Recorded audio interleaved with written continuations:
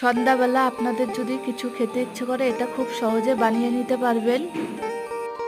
চলুন দেখে নিই কীভাবে বানাবো। প্রথমে আটা দিয়ে দেব, তারপরে কিছুটা চালের গুঁড়ো দিয়ে দেব, তারপরে লঙ্কা কুচি, আদা কুচি, রসুন কুচি, পেঁয়াজ কুচি, ধনেপাতা কুচি, লবণ, হলুদ, কালো জিরে। এবার জল দিয়ে ভালো করে মেখে নেব। দেখুন মাখা হয়ে গেছে। এবার আমি একটা কড়াই বসিয়ে দেব। কড়াইয়ের মধ্যে পরিমাণ মতো তেল দিয়ে দেব। তেলটা গরম হয়ে গেলে বড়াগুলো ভেজে নেব। আপনারা চাইলে বড়াগুলো একটু বড় বড় করেও ভেজে নিতে পারেন, কিন্তু আমি একটু ছোট ছোট করে দিয়েছি যাতে একটু তাড়াতাড়ি হয়ে যায় বড়াটা। দেখুন বড়াগুলো লাল লাল করে ভাজা হয়ে গেছে, এবার আমি তুলে নেব।